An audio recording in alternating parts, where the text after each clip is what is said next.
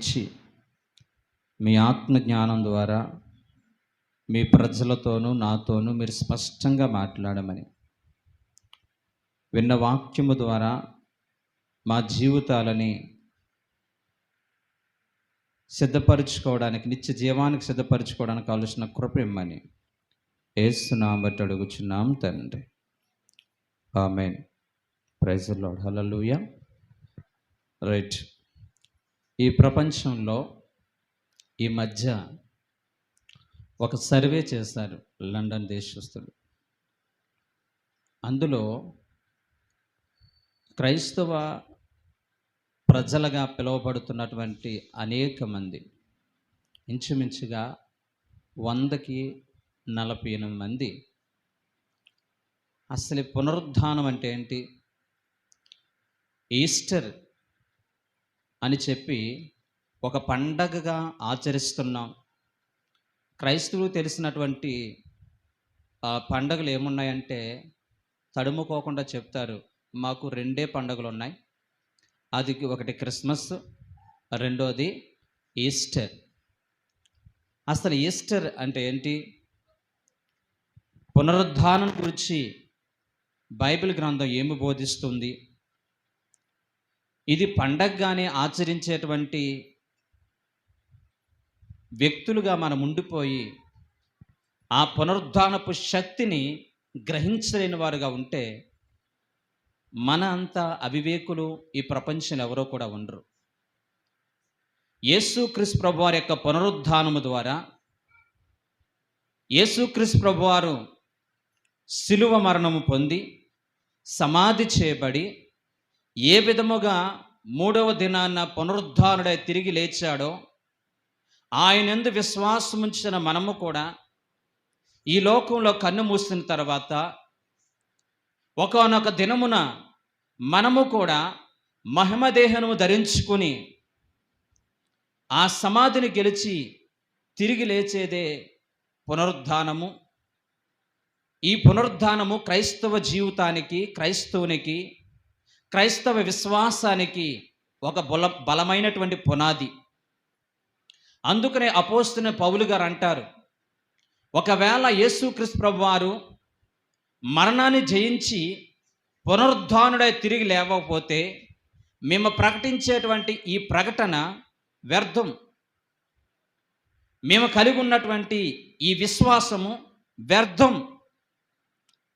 కాబట్టి క్రైస్తవ జీవితానికి, విశ్వాసానికి పునాది పునరుద్ధానము. ఈ పునరుద్ధానాన్ని ఒక పండుగ ఆచరించుకుని వెళ్ళిపోయేటువంటి విశ్వాసులుగా కాకుండా ఈ 2025వ సంవత్సరమున ప్రతి ఒక్కరూ కూడా ఆ పునరుద్ధానపు శక్తిని మనం అనుభవించి మన విశ్వాసాన్ని పెంపొందింపజేసుకోవడానికి ప్రయత్నం చేద్దాం. మనం ఆరాధిస్తున్న యేసుక్రీస్తు ప్రభువారికి ఈ భూప్రపంచంలో ప్రతి ఒక్కరికి కూడా 2 ఉంటాయి. అది డేట్ ఆఫ్ బర్త్, పుట్టినరోజు, డేట్ ఆఫ్ డెత్, చనిపోయిన రోజు.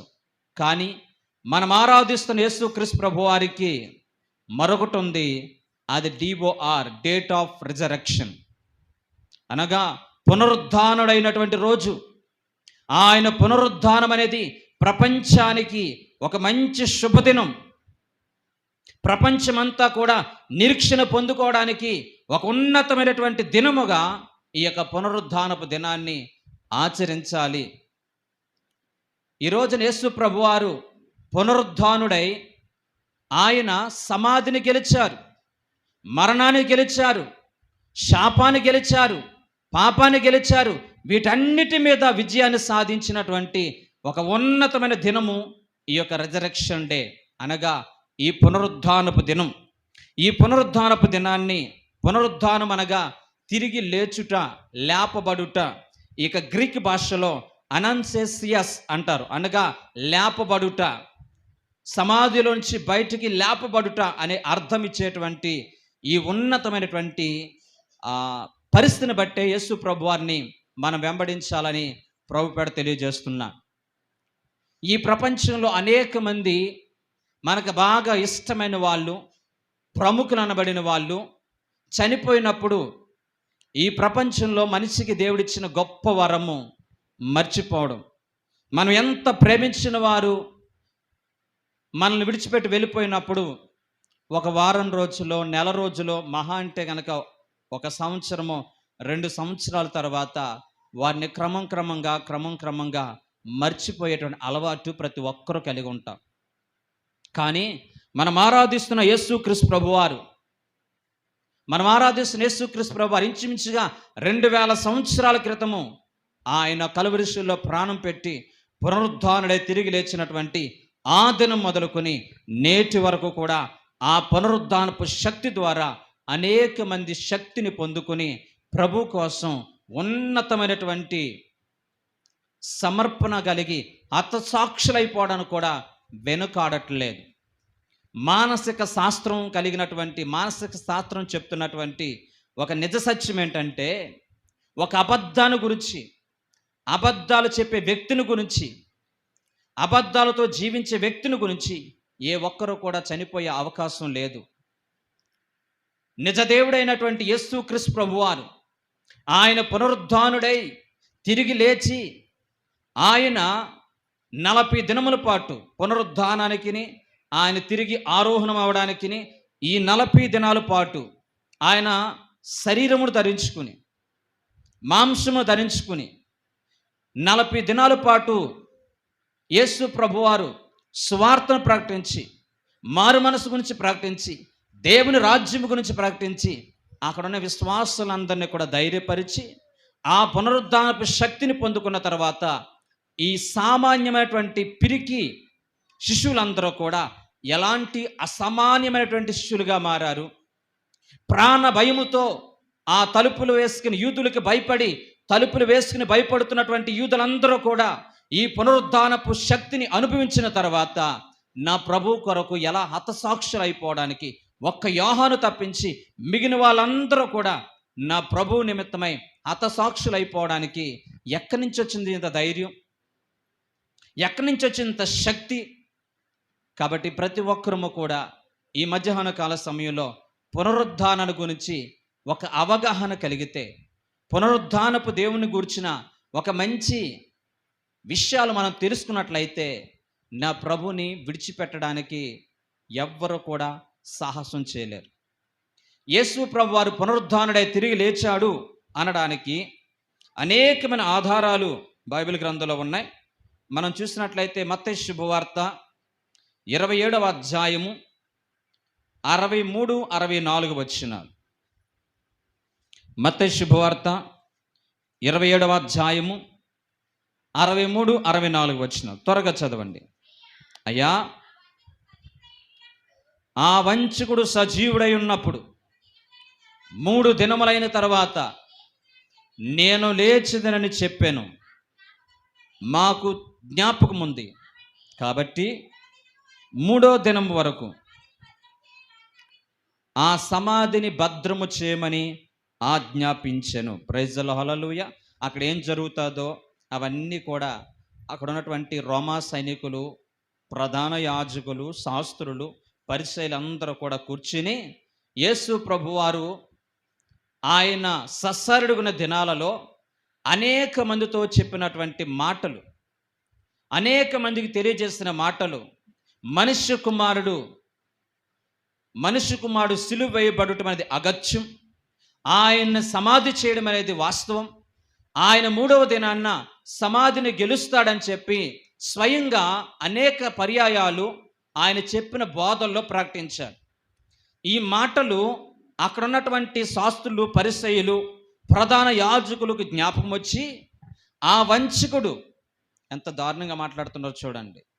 యేసు ప్రభువారు ఈ లోకంలో ఉన్నప్పుడు ఎవరిని కూడా వంచన చేయలేదు. ఆయన బ్రతికిన 33.5 సంవత్సరాలు ఎవరికి కీడు తలపెట్టలేదు. శత్రువుకి సైతము ప్రేమను చూపించేటువంటి వ్యక్తిత్వము నా యేసుక్రీస్తు ప్రభువారిది.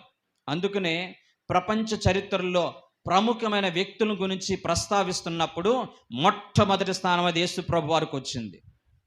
యేసు ప్రభువారు ఈ లోకంలో సస్సరుడిగా జీవించిన ఆ 33.5 సంవత్సరాలలో ప్రపంచాన్ని ప్రభావితం చేసేటువంటి వ్యక్తుల్లో ఒక వ్యక్తిగా, ప్రథమ వ్యక్తిగా యేసు ప్రభువాన్ని గురించి ప్రస్తావించారు. దేవుని నామానికి మహిమ కలుగును గాక. ఇంత గొప్ప దేవుణ్ణి ఆరాధిస్తున్న, ఇంత లోక రక్షకుణ్ణి, పునరుద్ధానుడైనటువంటి సజీవుడైనటువంటి యేసు ప్రభువారిని వెంబడిస్తున్న మన జీవితాలలో ఇంకా అనేక సందేహాలు కలిగి, ఇంకా అనేకమైనటువంటి అపోహాలు కలిగి, ఇంకా చంచలాత్మకమైన మనసుతో ప్రభువుని వెంబడించేవారుగా కాకుండా ప్రతి ఒక్కరము కూడా క్రీస్తు కొరకు నమ్మకమైనటువంటి జీవితముతో ప్రభువుని వెంబడించేవారుగా మనం అందరము కూడా ప్రభువుని వెంబడించే ప్రయత్నం చేద్దాం. యేసు ప్రభువుని చూసి అందరూ అంటున్నారు, ఈ నయవంచకుడు, ఈ మోసం చేసే మోసగాడు మూడవ దినాన లెగుస్తానని చెప్పాడు గనుక, ఒకవేళ తన శిష్యులందరూ కూడా రాత్రే వచ్చేసి ఆ చనిపోయిన డెడ్ బాడీని తీసుకెళ్ళి ఎక్కడన్నా దాచిపెట్టేసి నిజముగానే క్రీస్తు లేచాడని చెప్పి వాళ్ళు ఒకవేళ ప్రచురం చేస్తే మొదట ఇప్పుడున్నటువంటి పరిస్థితుల కంటే ఆయన చనిపోయిన తర్వాత ఆయన ప్రభావం అనేది విస్తరించబడుతుంది. మొదటి స్థితి కంటే కడపడి స్థితి ఘోరంగా ఉంటుంది. కాబట్టి మనం కొన్ని జాగ్రత్తలు తీసుకుందాం. నిజమే, కొంతమంది బ్రతుకున్నప్పుడు కంటే చనిపోయిన తర్వాత దేవుడు గొప్పగా మహిమపరుస్తాడు. ప్రవీణ్ ప్రగడాల గారు ఎవరికి కూడా తెలియదు, ఆయన బ్రతుకున్నంతకన్నా కొంతమందికే తెలుసు. ఆయన చనిపోయిన తర్వాత ప్రపంచం అంతా కూడా ఆయన గురించి మాట్లాడుకుంటుంది. ప్రపంచం అంతటి కూడా ఆయన గొప్ప వ్యక్తిగా, ఆ దేవాతి దేవుడు ఆయన్ని గణపరిచినట్లుగా మనం అందరము కూడా చూస్తూ ఉంటున్నాం. ఈ యేసు ప్రభువారిని ఒకవేళ తీసుకుపోతే, యేసు ప్రభువారు పునరుద్ధానంలో తిరిగి లేచాడని అబద్ధం అనేది ప్రపంచానికి విస్తరిస్తా, దీన్ని ఆపాలని చెప్పి వీళ్ళు ఆలోచిస్తున్నారు. వీళ్ళ ఆలోచనకి అక్కడ జరుగుతున్నటువంటి పరిణామాలకు ఏమన్నా సంబంధం ఉందా? యేసు ప్రభువారిని సిలువేస్తారు అన్న తెలిసిన వెంటనే శిష్యులందరూ కూడా ఎక్కడో అక్కడ పారిపోయారు. ఆయన సిలువేయబడిన తర్వాత ఎవరు కూడా బయటకు రాలేదు. అంతేకాకుండా యూదులకు భయపడి ఈ యొక్క శిష్యులందరూ కూడా తలుపేసిన ఇంట్లో దాక్కుంటున్నారు ప్రాణభయంతో. తర్వాత మమ్మల్ని చంపేస్తారేమని. అంత భయస్థులు రాత్రి వెళ్ళి అంత పెద్ద రాతిని తీసి వీళ్ళందరూ కూడా క్రీస్తుని దాచిపెట్టేస్తారు శవాన్ని అని వీళ్ళు అపోహ కలిగి ఉన్నారు. కాబట్టి వీళ్ళు 3 పనులు చేస్తారు, 3 ఆటంకాలు. మొట్టమొదటిది 3 పన్నాగాలు అనవచ్చు. మొట్టమొదటిది భౌతికపరమైన అడ్డంకులు పెడదాం. అంటే సమాధిలో నుంచి ఎవ్వడో కూడా ఆ యొక్క డెడ్ బాడీని, యేసు ప్రభు వారి యొక్క ఆ యొక్క పార్థివ దేహాన్ని బయటకు తీసుకురావడానికి అవకాశం లేనట్లుగా ఎవ్వరూ కూడా కదిలించలేనంత పెద్ద రాతిని సమాధికి ముందు పెడదాం. ఇది ఫస్ట్ ఆటంకం.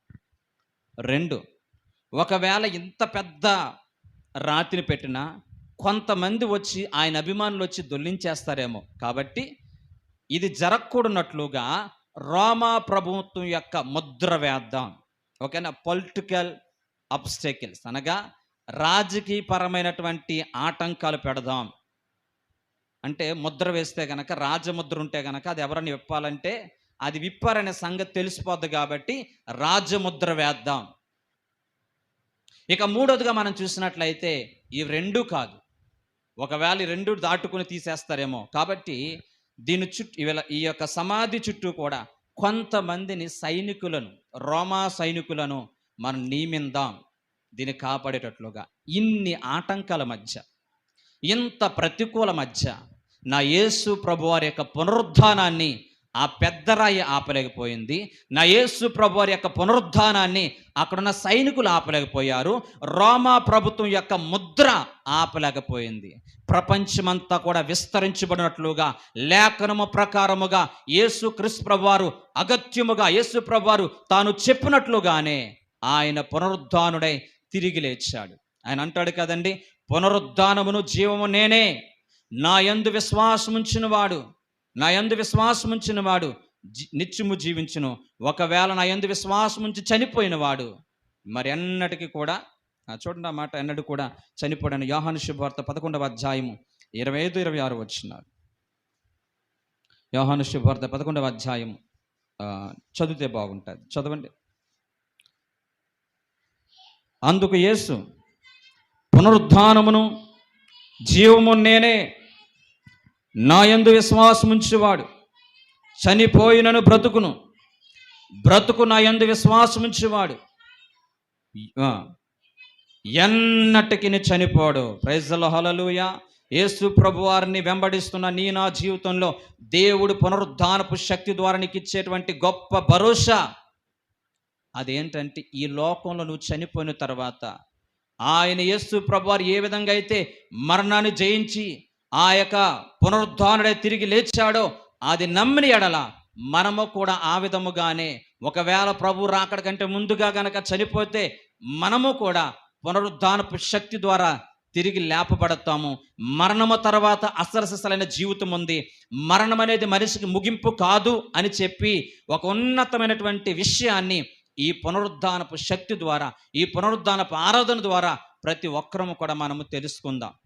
ఈ రోజుల్లో చాలామంది ప్రభుని ఎందుకు వెంబడిస్తున్నారంటే, తలనొప్పి తగ్గాలని, కాళ్ళనొప్పి తగ్గాలని, నాకు మంచి ఉద్యోగం రావాలని, మంచి వ్యాపారం కలగాలని, నా బంగారం కొనుక్కోవాలని, ఆస్తులు కూడబెట్టుకోవాలని, వస్తు వాహనాలు కొనుక్కోవాలని, ఈ లోక భౌతిక సంబంధమైన వాటి కొరకు మాత్రమే మనం ప్రభుని వెంబడిస్తే మన ఎంత అవివేకులు ఈ ప్రపంచంలో ఉండరు. నా యేసు ప్రభువుని నమ్ముకున్న నీవు నేను కూడా పునరుద్ధానం అనేది ఉంది, మరణించిన తర్వాత తిరిగి లేపబడతాం అనే విశ్వాసముతోనే మనం అందరం కూడా ప్రభుని వెంబడించాలి. నిజంగా పునరుద్ధానం గురించి బైబిల్ గ్రంథంలో చాలాసార్లు ప్రస్తావించబడింది. మనం చూసినట్లయితే యేసు ప్రభువారు ఈ లోకంలో సస్రుడిగిన దినాల్లో యాయీరు కుమార్తెని బాగు చేసినట్టు, బ్రతికించినట్లుగా మనం చూస్తున్నాం. నాయీను విధవరాలు కుమారుణ్ణి బ్రతికించినట్లుగా మనం చూడగలుగుతున్నాం. చచ్చిన లాజర్ని బ్రతికించినట్లుగా మనం చూడగలుగుతున్నాం. వాళ్ళు బ్రతికి మరలా చచ్చిపోయారు. కానీ మనం ఆరాధిస్తున్న యేసుక్రీస్తు ప్రభువారు నేటికి సజీవుడిగా ఉండి అనేకమైనటువంటి చారిత్రాత్మక ఆధారాలు కలిగినటువంటి గొప్ప దేవుడు మన దేవుడు. బైబిల్ గ్రంథాన్ని మనం ఇక్కడ చూసినట్లయితే శత్రుల యొక్క జాగ్రత్తలకి, అంచనాలకి మించి యేసు ప్రభు వారు పునరుద్ధానుడై తిరిగి లేచారు. ఓకేనా? ఎన్ని ఆటంకాలు పెట్టినా కానీ, శత్రువులు ఎన్ని జాగ్రత్తలు తీసుకున్నా కానీ, ఆ యొక్క శత్రువుల యొక్క అంచనాలకి మించి యేసు ప్రభు వారు సమాధిని గెలుచుకుని బయటకు వచ్చారు. రెండవదిగా, యేసు ప్రభు వారిని అభిమానించేటువంటి స్నేహితుల యొక్క అంచనాలకు మించి యేసు ప్రభు వారు పునరుద్ధానుడై తిరిగి లేచినటువంటి ఆ గొప్ప సంఘటన ఈ ఈస్టర్ ఆరాధన యొక్క ముఖ్య ఉద్దేశం. రెండో మాట, యేసు ప్రభువారు పునరుద్ధానుడై తిరిగి లేచాడనడానికి ప్రపంచంలో నేటి వరకు ఉన్నటువంటి ఖాళీ సమాధి, ఆ సమాధి యేసు ప్రభువారు పునరుద్ధానుడై తిరిగి లేచాడనేటువంటి విషయాన్ని మనకు బోధపరుస్తుంది. ఈ ఖాళీ సమాధిని చూసే మగ్దలేని మరియా, 7 దెయ్యముల చేత బాధించబడుతున్న ఈమె ప్రభు దగ్గరికి వచ్చిన తర్వాత, ఆమె బాగుపడిన తర్వాత నిండు యవనస్త్రాలని ఈమె ప్రభుని వెంబడిస్తూ సేవా పరిచయలో పాలు పంచుకుంటూ ఎనలేనటువంటి సమర్పణతో ప్రభులో ముందుకు సాగుతూ ఉంది.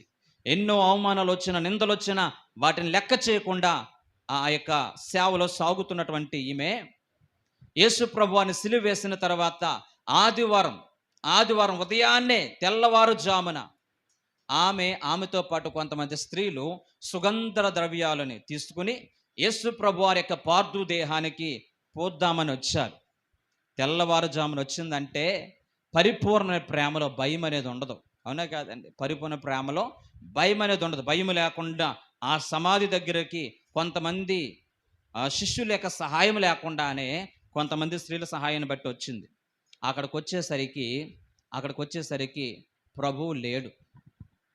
అక్కడున్న దేవదూత అంటాడు కదా, సజీవుడైనటువంటి క్రీస్తుని మీరెందుకు మృతుల్లో వెతుకుతున్నారు? ఆయన ఇక్కడ లేడు.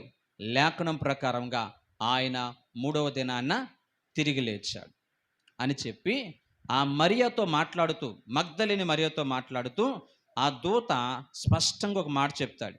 రండి, వచ్చి చూడండి, వచ్చి చూచి మీరు ప్రకటన చేయండి, మీ సహోదరులకి ఈ విషయాన్ని తెలియచేయండి. ఈ రోజున చాలామంది విశ్వాసంలో బలపడకపోవడానికి యేసు ప్రభువారు పునరుద్ధానను గూర్చి వచ్చి చూసేటువంటి అనుభవం లేదు. ఈ మగ్దలేని మరియా అక్కడ ఉన్నటువంటి దేవదూత చెప్పిన మాటని నమ్మి అక్కడి నుంచి వెళ్ళిపోతే గనక ఆమె మనస్సులో ఎన్నో అనుమానాలు వచ్చేవి. నిజముగానే యేసు ప్రభువారు లేచారా, లేకపోతే ఈ యొక్క తోటమాలి దేవదూతలా మాట్లాడి నా ప్రభు యొక్క శరీరాన్ని ఎక్కడన్నా కానీ పడేశాడా, ఎన్నెన్నో అనుమానాలు వచ్చేవి.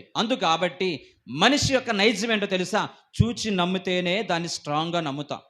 కాబట్టి ఈ రోజున సామాన్యమైనటువంటి వ్యక్తులుగా కాకుండా, ఈ లోక భౌతికపరమైన వాటి కోసం ఆలోచించేటువంటి క్రైస్తువులు కాకుండా, ఈ పునరుద్ధానపు శక్తిని స్వాభావికంగా అనుభవించినటువంటి ఈ యొక్క మగ్దలేని మరియ ఆయన తిరిగి లేచాడనే వార్తని మనసులో పెట్టుకుని సంతోషంగా వెళ్ళిపోయడానికి ముందుగా ఆమె వెళ్ళి దేవదూత చెప్పినట్లుగా వచ్చి చూడండి చూశారు. ఆయన లేడు, ఖాళీ సమాధి ఉంది. చూసిన తర్వాత, నమ్మిన తర్వాత, విశ్వసించిన తర్వాత ఇప్పుడు వెళ్ళి నీ సహోదరులు చెప్పు. ఒక ప్రాంతం యొక్క గొప్పతనం గురించి వివరించాలంటే, ఒక ప్రాంతంలో జరిగినటువంటి ఉన్నతమైనటువంటి ఆనందకరమైన మధురమైన స్మృతుల గురించి చెప్పాలంటే అన్నదానికి నేను చూశాను అన్నదానికి చాలా తేడా ఉంటుంది, అవునా కాదా? అలాగే ఈ మరియ ఆ ఖాళీ సమాధిని చూసి ప్రభు తిరిగి లేచాడని చెప్పి ఆయన కనులారా చూసి సంతోషముతో, దుఃఖముతో వచ్చిన ఈమె, భయముతో వచ్చిన ఈమె తిరిగి సంతోషంగా వెళ్ళి తన తోటి సహోదరులు అనగా యేసు ప్రభు వారి యొక్క శిష్యులకు చెప్పి వారందరినీ కూడా సమాధి దగ్గరికి తీసుకొచ్చింది. ఇది పునరుద్ధానమును మనం నమ్మి యేసు ప్రభువాన్ని పరిచయం చేసేటప్పుడు, యేసు ప్రభువాన్ని గూర్చి మనం ప్రకటించేటప్పుడు ఈ అనుభవం అనేది చాలా ప్రాముఖ్యం. నీవు పునరుద్ధానపు అనుభవాన్ని అనుభవిస్తే, పునరుద్ధానం గురించి చక్కని అవగాహన నువ్వు కలిగి ఉంటే, అసలే పునరుద్ధానమైన జీవితం ఇచ్చే ఆశీర్వాదం గురించి నువ్వు తెలుసుకుంటే, ఇతరులకి చెప్పేటువంటి ఆ యొక్క మాటలు అనేక మందిని ప్రభు దగ్గరికి ఆకర్షించడానికి అవకాశం ఉంటుంది. అలా కాకుండా ఈ లోకంలో ఉన్నటువంటి ఆశీర్వాదాల కోసం మనం తీసుకొస్తే మనము నిలబడలేము, వాళ్ళు కూడా నిలబడలేరు. కాబట్టి ఈ మగ్దలేని మరియ చెప్పిన సువార్తను బట్టి అనేక మంది వచ్చి సమాధిని చూసి పునరుద్ధానాన్ని విశ్వసించారు. రెండో మాటను మనం చూసినట్లయితే, ఈ పునరుద్ధానాన్ని గూర్చి చారిత్రాత్మక ఆధారాలు ఖాళీ సమాధి. రెండోదిగా మనం చూస్తే ప్రత్యక్ష సాక్షులు. చూడండి, యోహాను శుభవార్త 20వ అధ్యాయము 19వ వచనం. 20వ అధ్యాయం 19వ వచనం. ఆదివారము సాయంకాలమున శిష్యులు యూదులకు భయపడి మూసుకుని ఉండగా యేసు వచ్చి మధ్యన నిలిచి మీకు సమాధానము కలుగునుగాకని వారితో చెప్పాను. రైట్. తన చేతులను చూపగా శిష్యులు ప్రభువుని చూసి సంతోషించిరి. రెండో మాట అపోస్తుల కార్యం 1వ అధ్యాయం 3వ వచనం. అపోస్తుల కార్యం 1వ అధ్యాయం 3వ వచనం. ఆయన శ్రమపడిన తరువాత 40 దినముల వరకు వారి కనుపడుచు దేవుని రాజ్య విషయమును గూర్చి బోధించుచు అనేక ప్రమాణములను చూపి వారికి తన్ను తాను సజీవుడుగా కనుపరుచుకునేను. మృతుడుగా కాదు, దెయ్యంగా కాదు, ఆయన శరీరము ధరించుకుని జీవము చేత నింపబడి తన్ను తాను సజీవుడిగా వాళ్ళకి కనుపరుచుకుని వాళ్ళతో పాటు మాట్లాడి వాళ్ళతో పాటు భోంచేసి వారిని ఏమనంటాడంటే, వారు కూడి ఉన్నటువంటి ఇంటిలోకి వెళ్ళి కలవరాలతో ఉన్న వాళ్ళతో మాట్లాడుతూ మీకు శుభము కలుగునుగాక అన్నాడు. ఆయన ఏమన్నాడు? మీకు శుభము కలుగునుగాక, భయపడకుడి, మీకు శుభము కలుగునుగాక అని చెప్పి ఒక ఉన్నతమైనటువంటి వాగ్దానాన్ని ఆ శిష్యులకు ఇచ్చాడు. ఈ పునరుద్ధానం అనేది నీ జీవితం ఇచ్చే విలువైన ఆశీర్వాదము. నీలో ఉన్నటువంటి ప్రతి భయమును ప్రారదోలి, నీలో ఉన్నటువంటి ప్రతి కన్నిటిని ప్రారదోలి, నీలో ఉన్న ప్రతి దిగుల్ని ప్రారదోలి నా యేసు ప్రభువారిచ్చే సమాధానాన్ని నీ గుండె లోతుల్లో నింపుకుందువుగాక. ఉన్నతమైనటువంటి ఘట్టం ఇక్కడ. యేసు ప్రభువారి యొక్క పునరుద్ధానం అనేది శాస్త్రీయంగా, సైంటిఫిక్గా చూస్తే ఇది అసాధ్యం. చారిత్రాత్మకంగా చూస్తే ఇది అనేకమైన రుజువులు ఉన్నాయి. యేసు ప్రభువారు ఈ 40 దినాలు, పునరుద్ధానుడైన 40 దినాలు అనేక మందికి అగుపడుచు తన్ను తాను సజీవుడుగా కనుపరుచుకునెను అని ఉంటుందండి. యేసు ప్రభువారు తను తాను సజీవుడిగా కనుపరుచుకున్నాడు. ఎందరెందరో ఆయన కనులారా చూశారు. అందుకాబట్టి యేసు ప్రభువారు పునరుద్ధానుడే తిరిగి లేచాడు అనే విషయాన్ని ప్రపంచమంతా కూడా ఈ రోజున నమ్మగలుగుచున్నదంటే అనేకమైన చారిత్రాత్మక ఆధారాలు అనేవి ఉన్నాయి. యేసు ప్రభువారు జన్మించడానికి ఒక 40 సంవత్సరాల ముందు జూలియస్ సీజర్ అనేటువంటి రోమా సైన్యములో ఒక ప్రధానుడు ఉండేవాడు. అతడు ఒక నియంత. తాను కలిగి ఉన్నటువంటి శక్తి సామర్థ్యాలను బట్టి అనేక రాజ్యాలని జయించుకుంటూ వెళ్ళిపోతూ ఉండేవాడు. తన రాజ్యాన్ని స్థిరపరుచుకున్నాడు. అంతేకాకుండా ఒక రోజున బ్రిటిష్ ఆ సామ్రాజ్యాన్ని స్వాధీనం చేసుకున్నట్లుగా చరిత్ర చెప్పబడుతుంది. యేసు ప్రభువారు జన్మించడానికి ముందు ఆయన తన స్నేహితుల ద్వారానే హత్య చేయబడ్డాడు 40 సంవత్సరాలకు ముందు. ఆయన గూర్చి రాసినటువంటి చారిత్రాత్మక ఆధారాల కంటే, లిఖితపూర్వకమైన ఆధారాల కంటే యేసుక్రీస్తు ప్రభువారు మరణాన్ని జయించి పునరుద్ధానుడై తిరిగి లేచాడనేటువంటి ఈ విషయాన్ని అనేక చారిత్రాత్మక ఆధారాలు ఎక్కువ దొరుకుతున్నాయంట. అంటే జూలియస్ సీజర్ తాను సాధించిన విజయాల గూర్చినటువంటి చారిత్రాత్మక ఆధారాల కంటే యేసు ప్రభువారు చేసినటువంటి ఈ పునరుద్ధానాన్ని గూర్చినటువంటి చారిత్రాత్మక ఆధారాలు ఎన్నెన్నో ఉండవి కనుక నేటికి కూడా మనం అందరము కూడా ప్రభువుని వెంబడించగలుగుతున్నాం, ప్రభుని ఆరాధించగలుగుతున్నాం. ఈ మాట బైబిల్ గ్రంథంలో 2 శిష్యులు యేసు ప్రభువారు చనిపోయిన తర్వాత 3 రోజులు అయిన తర్వాత ఎమ్మాయి అనేటువంటి ప్రాంతం, ఆ మార్గం గుండా యేసు ప్రభువారు శిష్యులిద్దరూ కూడా నడుచుకుంటూ వెళ్తున్నారు. నడుచుకుంటూ వెళ్తూ చూసావా ఎంత అన్యాయం జరిగిందో. మనం కూడా ఎక్కడైనా అన్యాయం జరిగినా, ఎవరైనా చంపేసినా, ఎక్కడన్నా కీడు జరిగితే కనుక అందరూ వాటి కోసం మాట్లాడుకుంటారు, అవునా కదా? అలాగే యేసు ప్రభువుని గూర్చి కూడా ఆయన్ని ఎలాగా అన్యాయంగా చంపేశారు, ఎలా అక్రంగా చంపేశారు అని చెప్పి వీళ్ళిద్దరూ కూడా మాట్లాడుకుంటుంటే యేసు ప్రభువారు వాళ్ళతో పాటు నడుచుకుంటూ వెనకాల వస్తున్నారు.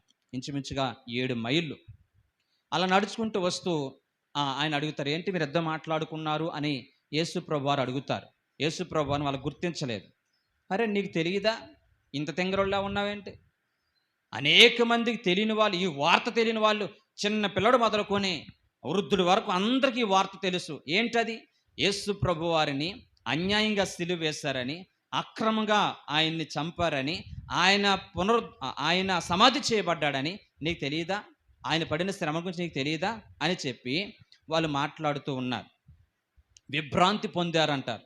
అలా నడుచుకుంటూ వెళ్తున్నారు. అలా జరుగుతున్నటువంటి పరిస్థితుల్లో ఈ మధ్య మాలో ఉన్నటువంటి స్త్రీలు, మగ్దలేని మరియా అని కొంతమంది స్త్రీలు ఆ యేసు ప్రభువుని సమాధి చేసిన స్థలానికి వెళ్ళారంట. అక్కడ బాడీ లేదంట. ఆమె వచ్చి యేసు ప్రభువారు పునరుద్ధానుడు తిరిగి లేచాడని చెప్పి శిష్యులకు చెప్పిందంట. శిష్యులందరూ కూడా అక్కడికి వెళ్ళేసరికి అక్కడ ఆయన లేడంట అని చెప్పి, ఆ విషయాన్ని చూసిన మేము విభ్రాంతి నొందుతున్నాము అని చెప్పి ఆ విషయాలన్నీ కూడా యేసు ప్రభువారితో సంభాషిస్తారు.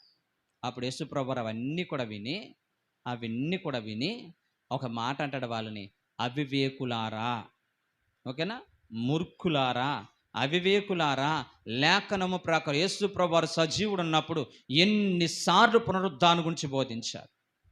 ఇంచుమించుగా పునరుద్ధానమైన మాట క్రొత్త నిబంధనగా 42 సార్లు, పాత నిబంధనలో కూడా అనేక మంది భక్తులు పునరుద్ధానం నమ్మారు. దావీదు అంటాడు కదా, నీ పరిశుద్ధునికి కుల్లి పట్టనివ్వవు. అది ప్రభు కోసం ప్రకటించినటువంటి ప్రవచనం. యోబు ప్రవచించాడు, ఏజ్కేలు ప్రవచించాడు. వీళ్ళందరూ కూడా ప్రవచించినట్లుగా ప్రవచనాలు నెరవేర్పు ప్రకారంగా యేసుక్రీస్తు ప్రభువారు పునరుద్ధానుడే తిరిగి లేచిన ఆ విషయాన్ని వాళ్ళకి అర్థమయ్యే రీతిగా వివరించినట్లుగా మనం చూడగలుగుతున్నాం. ఇప్పటికీ కూడా మనం కూడా ఎన్నో వాక్యాలు వింటున్నాం, పునరుద్ధానం గురించి ఎన్నో ప్రకటనలు వింటున్నాం. ఆ రోజున ఏ విధంగా శిష్యుల యొక్క మనోనేత్రాలు ముయ్యబడి ఆ పునరుద్ధానం నమ్మకుండా చంచలాత్మకమైనటువంటి వ్యక్తిత్వంతో కొంతకాలం బ్రతికారో, అలాగే ఇప్పుడు కూడా మనలో కూడా చాలామంది చంచలాత్మకమైనటువంటి ప్రభుని సంపూర్ణంగా నమ్మకుండా, ఆయన పునరుద్ధానపు శక్తిని ఇంకా అనుభవపూర్వకంగా గ్రహించకుండా ఒక నామకార్థమైన వ్యక్తులుగా మనం ఉన్నట్లయితే, ఈ మధ్యాహ్న కాల సమయంలో మన యొక్క ఆలోచన విధానాన్ని ఎంఐ అనే దారిలో ఆ ఇద్దరు కూడా ఎలాగైతే గంటక ఆ దేవుడు గొప్పవాడంట, ఆయన పునరుద్ధానుడంట, చనిపోయిన తర్వాత ఆ యొక్క సమాధిలోంచి తిరిగి లేపే శక్తి ఆయనకు ఉందంట అని కాదు, కానీ స్వతహాగా స్వాభావికంగా మనమందరము కూడా ఈ మధ్యాహ్న కాల సమయంలో పునరుద్ధానాన్ని కూర్చున్నటువంటి ఆ యొక్క పునరుద్ధానపు శక్తిని మనమందరము కూడా అనుభవించడానికి దేవుడు సహాయం చేయనుగాక. యేసు ప్రభు వారి యొక్క పునరుద్ధానాన్ని సమర్థించడానికి, యేసు ప్రభు వారి యొక్క పునరుద్ధానాన్ని ఆ సాక్షులు మగ్దలేని మరియ మొదటి సువార్తికురాలు, రెండవదిగా ఆమెతో పాటు కొంతమంది శిష్యులు ఆ సాక్షులు. ఈ మాటలన్నీ కూడా బైబిల్ గ్రంథంలో మార్కు శుభవార్త 16:9 రాసుకోండి అంతే. ఇతర స్త్రీలు మత్తయి శుభవార్త 28వ అధ్యాయము 9వ వచనం.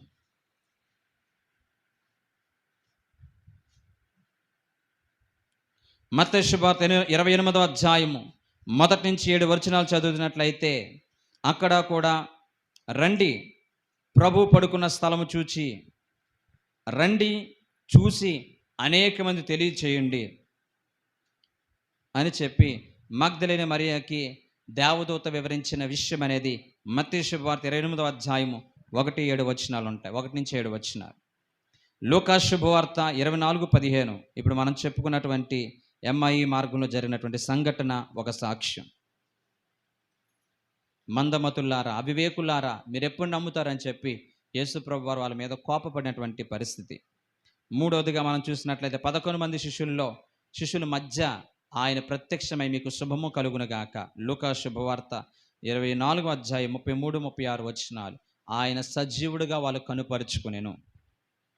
అలాగే యోహాను శుభవార్త 20వ అధ్యాయము 19వ వచనం మనం చూస్తే, తోమా లేని సమయంలో మిగిలిన శిష్యులకు ఆయన అగుపడిన సందర్భం. యోహాను శుభవార్త 21వ అధ్యాయము 4వ వచనం మనం చూస్తే, సముద్ర తీరాన శిష్యులకు అగుపడిన సందర్భం. 500 మందికి ఒకేసారి ఆయన కనిపించిన సందర్భం. 1 కొరింథీ రాసిన పత్రిక 15వ అధ్యాయము 6వ వచనం. మత్తయి శుభవార్త 28వ అధ్యాయము 17వ వచనంలో గలిలయ కొండ మీద 11 మంది శిష్యులకు కనపడిన సందర్భం. యాకోబుకి 1 కొరింథీ రాసిన పత్రిక 15వ అధ్యాయము 7వ వచనంలో యాకోబుకి ప్రత్యక్షమైనటువంటి సందర్భం. 1 కొరింథీ రాసిన పత్రిక 15వ అధ్యాయము 8వ వచనంలో పౌలు రక్షణ పొందినప్పుడు యేసు ప్రభువారు సజీవుడిగా ప్రత్యక్షమైనటువంటి సందర్భం. స్టెఫెన్ రాళ్ళు చేత చంపబడుతున్నప్పుడు దేవుని ప్రత్యక్షంగా చూసి ఆయన్ని సజీవుడిగా కనుగొన్నటువంటి సందర్భం స్టెఫెన్ చూశారు. ఇలా చెప్పుకుంటూ పోతే 1 కాదు 2 కాదు, అనేకమైనటువంటి వ్యక్తులు, అనేకమైన విషయాలు, చారిత్రాత్మక ఆధారాలతో యేసుక్రీస్తు ప్రభువారి యొక్క పునరుద్ధానాన్ని అనేక మంది నమ్ముచూ ఉంటున్నారు. హల్లెలూయా. అనేక మంది కనులారా చూడగలిగారు ఆయన పునరుద్ధానుడై తిరిగి లేచాడనే విషయాన్ని. అందుకనే పౌలు గారు ఏమంటారో చూడండి. 1 కొరింథీ రాసిన పత్రిక 15వ అధ్యాయము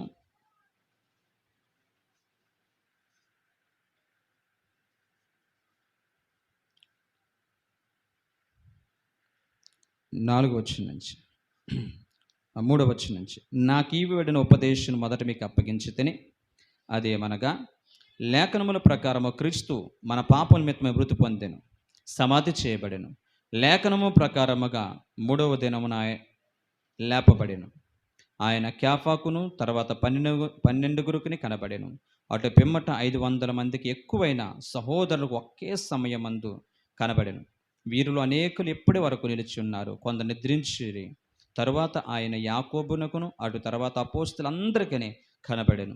అందరి కడపటి ఆ కాలమందు పుట్టి ఉన్న నాకును కనబడెను. ఏలయనగా ప్రైజ్ ద హల్లెలూయా. రైట్. అంటే ఇవన్నీ కూడా సజీవుడుగా, అంటే అపోస్తున్నట్టు పౌలు గారు క్రీస్తుకుని, క్రీస్తు సంఘానికిని వ్యతిరేకంగా బ్రతుకున్నటువంటి వ్యక్తి, సంఘాన్ని హింసించిన వ్యక్తి, క్రీస్తుని అసహించుకున్నటువంటి వ్యక్తి, ధర్మశాస్త్రాన్ని ఎక్కువగా ప్రేమించిన వ్యక్తి. ఇలాంటి వ్యక్తి సాక్ష్యం ఇస్తున్నాడు, నేను ఆయన్ని కనులారా చూశాను, నేను ఆయన్ని సజీవుడుగా కనుగొన్నాను గనుకనే ఇంత ఉన్నతమైనటువంటి వ్యతిరేకి క్రీస్తు నిమిత్తమై ప్రాణాలు ఇవ్వడానికైనా వెనుక తిరగలేదు. బ్రతుకుట క్రీస్తే, చావైతే మేలే. ఎన్ని అవమానాలు వచ్చినా, ఎన్ని నిందలు వచ్చినా, ఇంత ఉన్నతమైనటువంటి సమర్పణతో ప్రభు యొక్క సువార్తను ప్రకటించడానికి కారణం ఏంటంటే, ఈ అపోస్తలుని పౌలు గారు పునరుద్ధానమును గూర్చినటువంటి ఒక అవగాహన, పునరుద్ధానం గూర్చినటువంటి ఒక ఉన్నతమైనటువంటి ఆ మర్మాన్ని అపోస్తలుని పౌలు గారు గ్రహించారు. కాబట్టే ప్రభు కోసం హతసాక్షి అయిపోయారు. హతసాక్షి అవడం అంటే తన యొక్క తల శిరచ్ఛేదనం చేయబడింది, తల నరికివేయబడింది. దేనికోసం? సత్యము కోసం. దేనికోసం?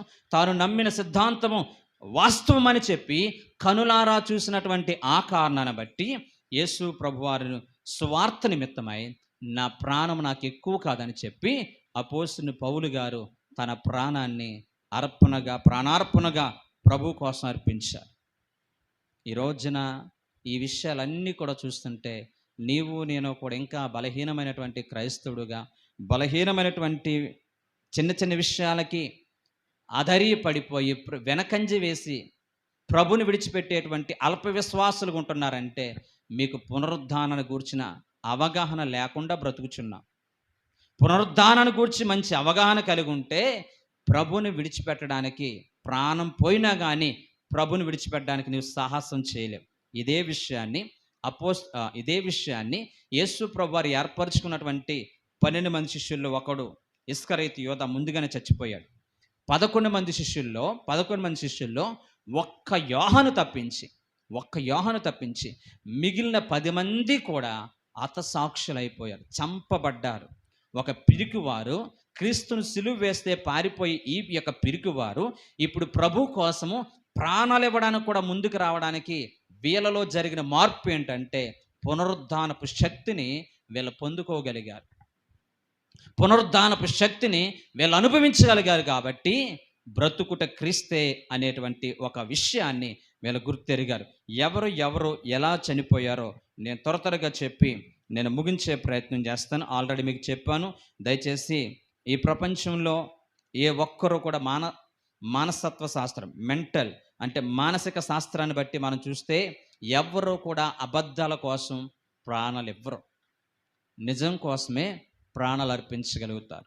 నా యేసు ప్రభు వారు ఈ లోకానికి రావడం వాస్తవం, ఆయన పాపుల నిమిత్తమై కలవరిశిలువలో ప్రాణం పెట్టడం వాస్తవం, ఆయన సమాధి చేయడం వాస్తవం, ఆయన మరణించి పునరుద్ధానుడే తిరిగి లేచింది కూడా వాస్తవం. ఇదే క్రైస్తవత్వానికి బలమైనటువంటి విశ్వాస పునాది.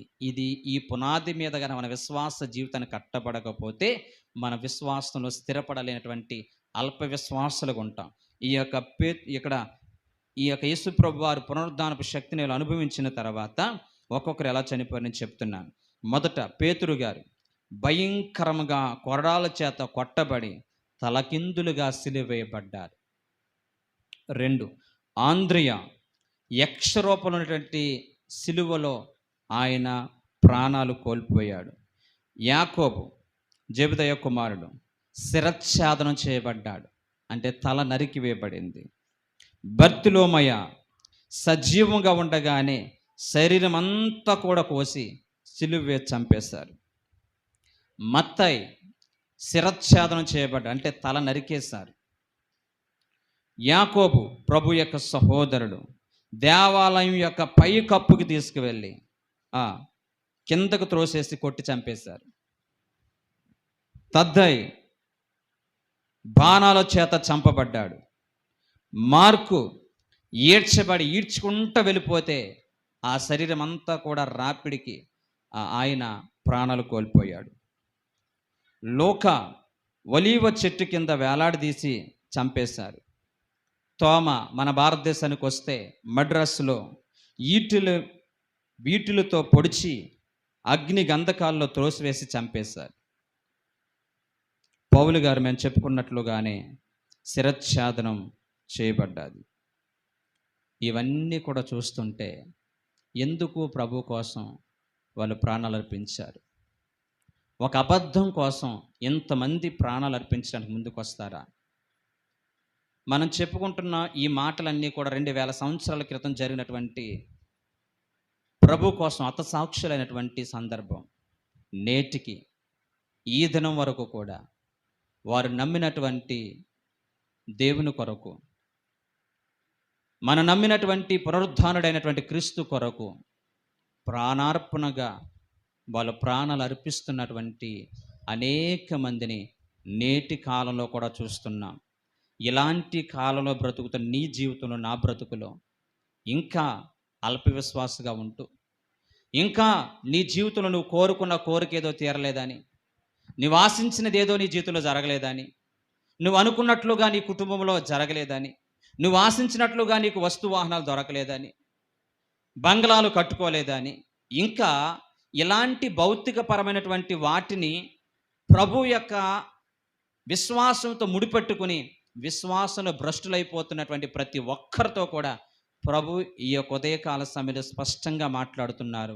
ఈ పునరుద్ధానపు శక్తి ద్వారా నీలో ఉన్నటువంటి ప్రతి అల్ప విశ్వాసాన్ని, ఒక వ్యక్తి పునరుద్ధానపు శక్తిని పొందుకుంటే, ఒక వ్యక్తి పునరుద్ధానపు శక్తి అనుభవంలోకి వస్తే ఈ లోకం మనకు శాశ్వతం కాదు అనే భావన కలుగుతుంది.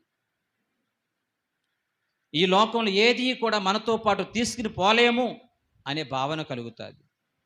బ్రతుకుట క్రీస్తే, చావైతే మేలనేటువంటి భావన కలుగుతుంది తప్ప కాలు నొప్పి తగ్గలేదని, కంటి నొప్పి తగ్గలేదని ప్రభుని విడిచిపెట్టేటువంటి విశ్వాసులుగా ఎన్నడూ కూడా ఉండలేం. దేవుని రాకడ బహు సమీపంలో ఉంది. ఆయన అగుపడిన 40 దినాలు కూడా దేవుని రాజ్యం గురించి చెప్పారు, మారు మనసు గురించి చెప్పారు, సమాధానం గురించి వివరించారు. ఈ మధ్యాహ్న కాల సమయంలో మన జీవితాల్లో కూడా పునరుద్ధానం అంటే ఇది పండగ కాదు, క్రీస్తు మరణాన్ని జయించి తిరిగి లేచినటువంటి ఉన్నతమైనటువంటి దినం. మరణాన్ని జయించి పునరుద్ధానుడే తిరిగి లేచినటువంటి ఒక శ్రేష్టమైన దినం. ఇది పండగగా కాకుండా, పండగ వాతావరణంలో కాకుండా నీ జీవితానికి అన్వయించుకుని మన బ్రతుకుల్ని ధన్యం చేసుకుందాం, విశ్వాసంలో బలపడదాం, అల్ప విశ్వాసులుగా ఉండొద్దు. మన విశ్వాసాన్ని కాపాడుకుంటూ దేవుని రాజ్యానికి మనం అందరం కూడా వారసులు అవుదాం. ఒకవేళ ప్రభు రాకడి కంటే ముందుగా ఈ లోకాన్ని విడిచిపెడితే సమాధి చేయబడిన మనం, సమాధి చేయబడినటువంటి మన రక్త సంబంధులు, సమాధి చేయబడినటువంటి మన యొక్క శ్రేయభిలాషులు పునరుద్ధానపు శక్తిని పొందుకుని తిరిగి లెగుస్తారు. వారిని మనల్ని కనులారా చూస్తాం. ఈ నిరీక్షణ మనెన్నడూ కూడా సిగ్గుపరచదని విశ్వాసంతో ప్రభుని వెంబడిందాం.